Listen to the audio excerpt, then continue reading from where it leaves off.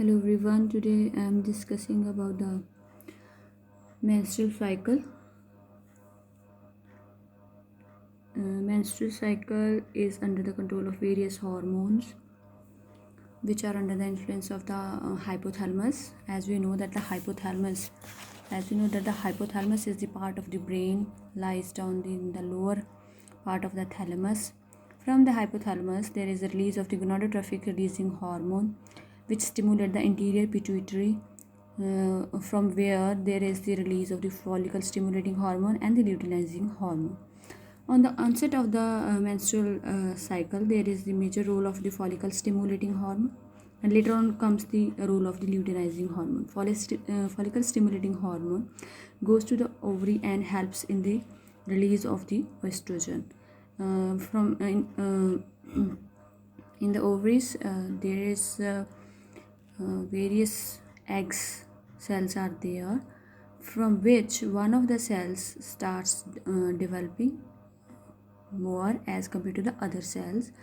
The cell in which there is the development of the more granulosa cells is called the Graafian follicles. The other cells become atresia later on the days, and on the 14th days when there is the increase of the luteinizing hormone, then there is the ovulation takes place.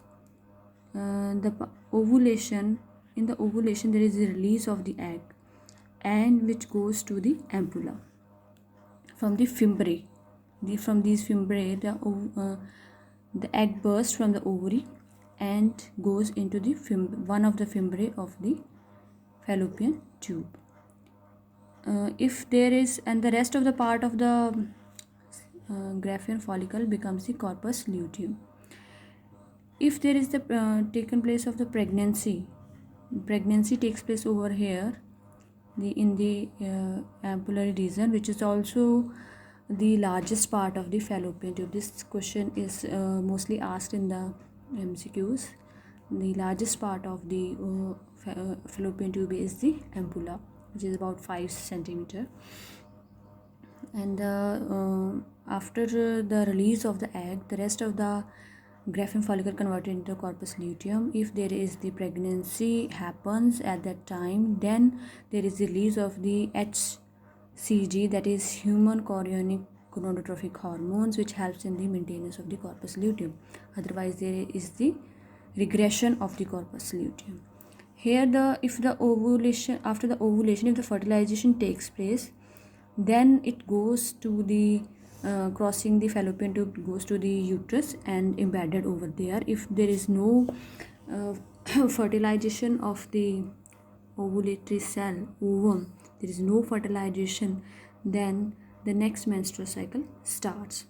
Now we will see some of these graphs of the hormones. At the onset of the menstrual cycle, there is mainly the follicle stimulating hormone, and on the starting 14 days, and there is also the rise of the estrogen hormone. And then we see after the 8 to 9 days there is the rise of the luteinizing hormone when there is the ovulation takes place. And later on, after the ovulation, there is the after the follicular phase, there is the estrogen or estradiol. This is the second name for the estrogen. And there is the fall for the estrogen and the rise for the progesterone. Later afterwards, then the menstrual cycle starts once again if no fertilization takes place. These are the various stages of the development of the Graafian follicle, where we can see the enlargement of the granulosa cells. And after the ovulation, this is the corpus luteum during the luteal phase. And after that, the next menstrual cycle starts.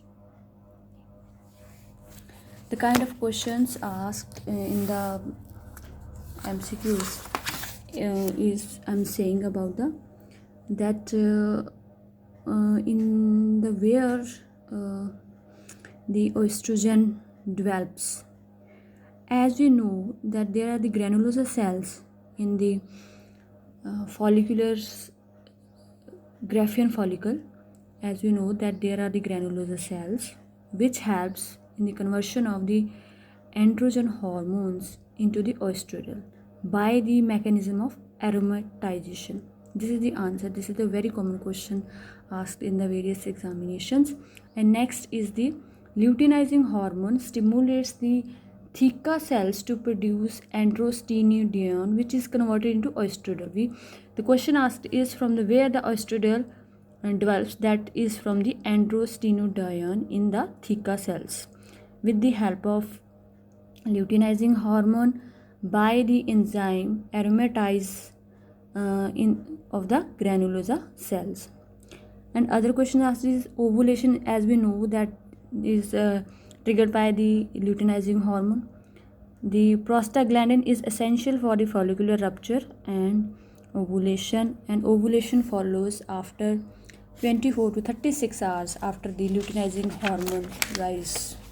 This kind of questions are asked. And in the luteal phase, as we know, the progesterone is the dominant hormone. This question is asked that the progesterone is the dominant hormone in the luteal phase. And as we know, after 8 to 9 days, its peak ovulation takes place. And later we have other lines we have discussed about. So this was all about the this was all about the menstrual cycle. And we will discuss about the fertilization etc. in the next videos. Thank you.